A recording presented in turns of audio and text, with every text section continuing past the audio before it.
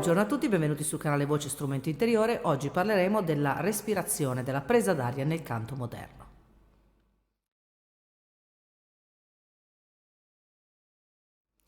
Ricordo quando ho fatto il corso di TVS con Alessandro Del Vecchio, una domanda che poteva sembrare banale in realtà non lo è affatto, è come si respira nel canto. E mi ricordo che è stato molto chiaro il docente e ha detto che la presa d'aria deve essere simultanea. Tempo dopo poi mi sono concentrata, visto che io ho un'attenzione particolare per l'aspetto fisico, a verificare perché la presa d'aria simultanea è così utile e adatta al canto. Come già detto in video precedenti, la respirazione in base a come è applicata e come è fatta determina inserimenti posturali, quindi noi sappiamo che se respiriamo dalla bocca principalmente, quindi respiriamo dalla bocca, il nostro corpo ci dirà per istinto di sollevare il torace, cosa che non è molto igienica perché si aumenta la pressione sottoglottica, l'aria è troppo vicina alle corde se lo sterno è portato alto. E sappiamo anche che la respirazione nasale invece non solo è rumorosa, ma incanalandosi l'aria attraverso il setto nasale, la quantità d'aria è certamente pulita, ma è troppo poca per cantare, quindi se noi partiamo a cantare solo con la respirazione nasale è facile, provatelo anche voi, che si installino delle rigidità a carico dei, per esempio, costali esterni, non contribuendo quindi a mantenere un'apertura rilassata e un arresto costale rilassato. In effetti, cosa accade quando noi facciamo la presa d'aria simultanea? Vediamo che cos'è la presa d'aria simultanea. Innanzitutto la presa d'aria simultanea è quella che noi facciamo inconsciamente, quindi un tipo di respirazione che non richiede neanche troppa applicazione mentale mentre stiamo cantando, perché la presa d'aria è quella che noi facciamo quando parliamo con le persone. Ed è quella che accade quando noi chiudiamo le labbra e ripartiamo, quindi ogni volta che noi parliamo con qualcuno, aprendo la bocca per parlare, installiamo quella che è chiamata la respirazione simultanea. La respirazione simultanea ha intanto l'effetto benefico che, se applicata correttamente, quindi proviamo, ci dilata l'arresto costale ma non inserisce rigidità, e questo è il primo vantaggio. Il secondo vantaggio è che la quantità d'aria che noi inaliamo per cantare è corretta, quindi non ce n'è troppa come nella respirazione dalla bocca e non ce n'è troppo poca come la respirazione dal naso. Quindi la respirazione è cosiddetta mista, in parte dalla bocca e in parte dal naso, con il vantaggio conseguente che dalla bocca abbiamo maggior quantità e dal naso abbiamo maggior pulizia, perché all'interno del naso abbiamo dei peluzzi che trattengono eventuali impurità.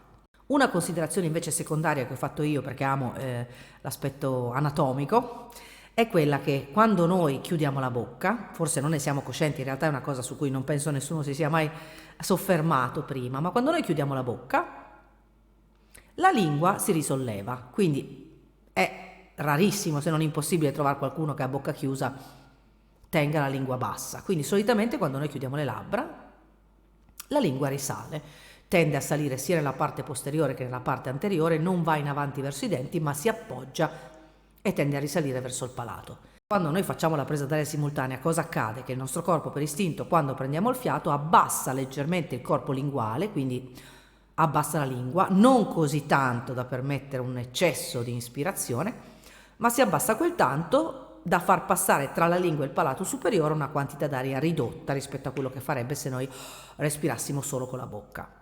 È un video brevissimo quello di oggi, con questo interessante esercizio che forse nessuno di voi ha mai pensato di fare, ma dovete vedere come respirate. Infatti il prossimo video probabilmente parlerà dell'apnea come fase respiratoria a metà nell'emissione, quindi l'apnea quando si usa. L'apnea in realtà si usa all'interno di una frase cantata in cui abbiamo sufficiente aria per continuare nell'emissione. Facciamo un esempio. If I should. Esatto, io con un unico fiato posso gestire 3 frasi di cantato semplicemente perché tra una frase e l'altra io rimando le labbra a contatto. Quando quindi vedo degli allievi che cantando rimangono a bocca aperta tra una frase e l'altra, cerco subito di inserire questo difetto, perché questo difetto fa sì che mentre stiamo cantando creiamo una respirazione cosiddetta canina, cioè continuiamo a riempire, solo che questo può causare dell'iperventilazione e del giramento della testa. Quindi mandare le labbra a contatto tra una frase e l'altra permette di riassestare la respirazione e creare quindi un massimo utilizzo dell'aria residua che abbiamo.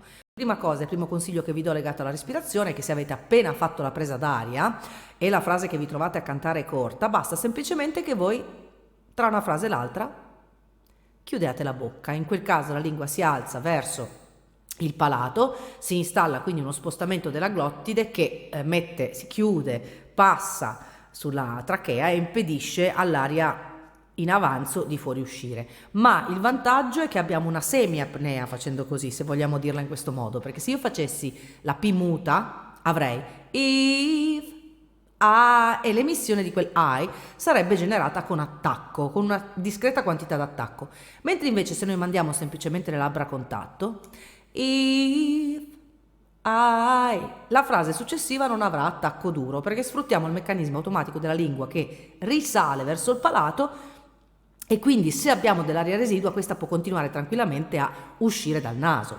Io in questo momento, anche se ho le labbra chiuse, sento una leggera fuoriuscita del flusso, ma minima rispetto a quando io tengo la bocca aperta. Un brevissimo video per i vantaggi della respirazione simultanea e per le fasi intermedie di emissione dove si mandano le labbra a contatto, sfruttando al massimo il fiato che abbiamo a disposizione nel canto. Grazie per essere stati anche oggi sul canale Voce Strumento Interiore e ci vediamo alla prossima. Ciao!